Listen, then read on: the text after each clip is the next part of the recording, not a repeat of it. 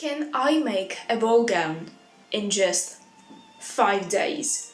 Well, the funny thing is how I thought that I even had like an option on the matter, because look, this is the month of September. This is when I was in Athens, this is when I leave for Cairo, and this is when I have to pack. So this leaves us for 1, 2, 3, 4, 5 days to complete an entire ball gown. Stay tuned.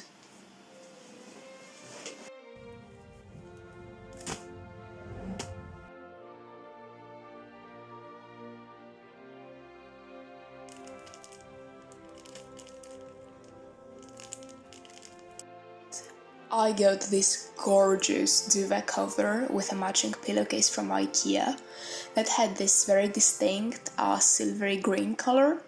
It was the best price to quantity deal I could find for this type of fabric, and it was actually the first time that I worked with this type of fabric.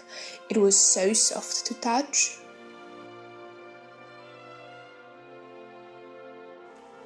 Some interesting questions to ask myself would be, have I ever made a ball gown before, so I can make it in just like 5 days? The answer is no. Have I properly spaced out my time so I can manage to finish this dress? The answer again is no. Have I ever done anything like this before? The answer surprisingly is yes. Check out this dress that I made. It was the mock-up for the ball gown, so I would not like go completely blind into this project. Another question would be, why are you doing this? Well, to answer your question, like very simply, I'm going to Cairo. I'm going to Cairo, so I will be attending a gala there because I am going as a part of an international conference, so there will be like a gala night. Why am I making a dress for gala night instead of buying something for gala night? Because I like to torture myself. So I am making a ball gown for Cairo, and I have those days to make said ball gown. Could I plan better? Well, probably yes. Why didn't I do it? Well, I am the type of person that has to be somewhere at 8, so I leave the house at 8:15 hoping that I will be there at 8, so I hope that answers your question. So yeah, wish me luck, even though you saw the thumbnail and you know that I made it, but like, please, for my mental stability, just like wish me luck in general. I am in architecture after all, so luck is needed in my profession, in my life. Yeah, just wish me luck, like in general, like please. Started my process by seam ripping the pillowcase, as it had this very wide extra band of fabric that I wanted to keep. It was actually one of the reasons I chose this particular set. And then I moved on to the actual duvet cover. It was 150 centimeters wide and 200 centimeters tall, which unstitched gave us 4 meters of fabric to work with. So I decided against seam ripping the stitches, as this would take me many hours, if not literal days, and I just opted for cutting them instead. After all, with so much fabric to work with, it's not like 1 centimeter from each side was going to make any difference, and I was very narrow on the time limits, so nobody got time for seam ripping.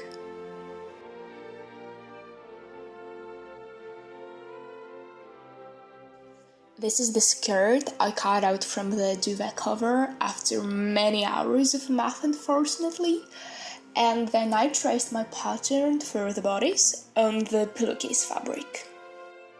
You can now see the state of the pillowcase. I managed to trace most of the bodice pattern on it, some pieces being a tight fit, but in this household we are all up for material saving, so every little bit of fabric counts. Do you want to hear like a fun fact? This is not September, this is November, actually. Yeah, it's Greece. I would never like wear this in September. In September I would wear like tank tops or something. So I am from the future.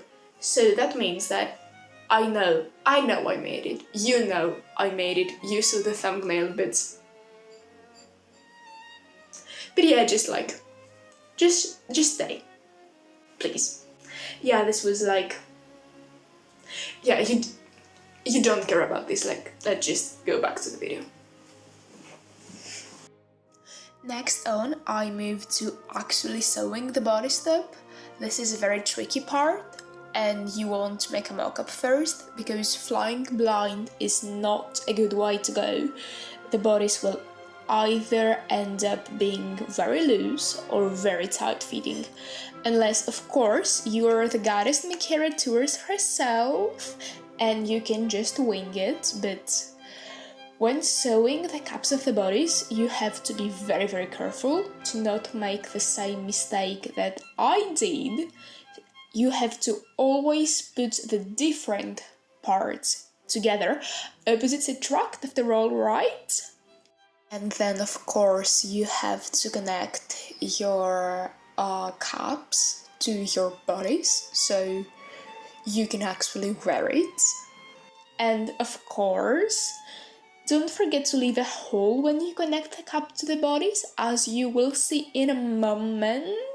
It is an absolutely vital part of making any garment ever. By the way, have you heard people saying that the Irish left a hidden mistake in their crochet work so that their soul could escape? I read a very interesting article on that yesterday, so I will link it down in the description, make sure to check it out. This is how the bodice ended up looking like when all of the pieces were stitched together. The insides are looking a bit rough, but don't worry, we'll doll them up in a sec. It is very important to make mirrored back and front pieces so you can sew these two together to hide all of the rough edges away. I know it sounds scary, but it really is not. I made it on my first try, so can you. This is how it is supposed to look from the inside. It looks rather scary, but don't worry, just make sure that you have zigzag stitched all of the rough edges. We don't want all of these to instantly fray the second we drop it in the washing machine. At this moment, I just want to clarify, I have not made the pattern from scratch. I am using as a reference a wonderful video by this amazing seamstress. I think the way you pronounce it is paper straws. I'm just following along, adjusting things as I go.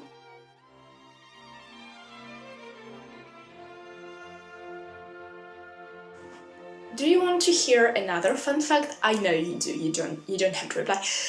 Like my shirt, it's like a cat skateboarding. It's called skater, like with a cat in parentheses, because like skater. And fun fact, my mom got it for my brother when he was like a child, and then he did not want it, so he gave it to me. So yeah, I'm a skater. I do not skate. I just went to a cat cafe today, which is very on brand for me, so of course you would want to know about this. So yeah, now you know. Do you want me do you want to see me make that dress? Yeah, but let's go. So this is the point that we are at right now. And I know I didn't film like all of it, but then my camera died and then my brain cells died. So sorry about that, but like look, the sleeves are attached. We have the sleeves now. And we also have the bodice.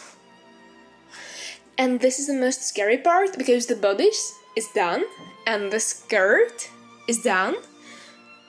But like we have to put these two together, and this is absolutely terrifying because it's the first time that I'm working with something literally so big.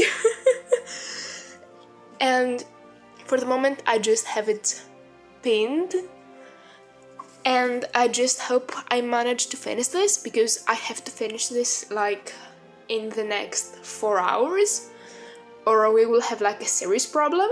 And also I'm kind of low of running low on thread, which is a problem because I'm definitely not going to go to the store just to get like 1 meter of thread like it's used to give it. So I'm just hoping that everything goes well.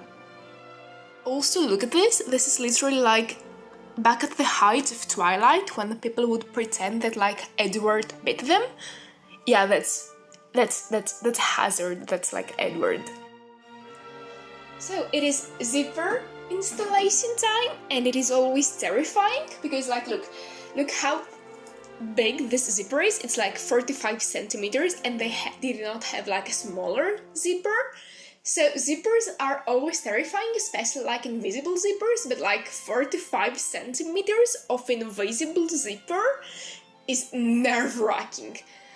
And sorry for the handheld camera, but like that's what happens. So I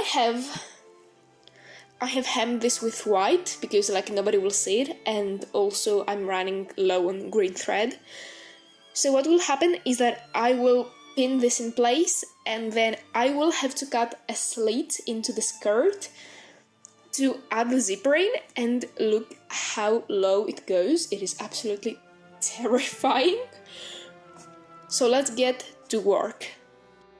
I've reached the point of despair because I want to cut the skirt, but I do not know where to cut the skirt because this is absolutely terrifying. So what I'm doing is I am using like chalk, and I mark the backside of this, and I try to make a line, and I think it is like where it needs to be cut, but we will see. Hi, it's me again. I have a very important and serious question for you, and I want to think about it. If you were to describe your day as a tree or as a bush, would you choose to describe it as a tree or a bush? And why? Please reply and tell me about it. I really want to know. I ask it to all of my friends when I want to piss them off, so please reply. Are you a tree or a bush today? Here is the final reveal. This was filmed at 3 AM. As you can see my face, which is gorgeous. I'm obviously talking about the dress. At that moment I was going down with the flu. And here she is, the grand reveal in the gala in Cairo with proper hair and makeup. I was feeling like a princess and I got an ungodly amount of compliments, so that's always good to hear. A quick view of some pictures with my best friends, all of us dressed to the nines. And here is how I repurposed this beautiful Halloween. So that was all I had for today, sending you lots of love, bye!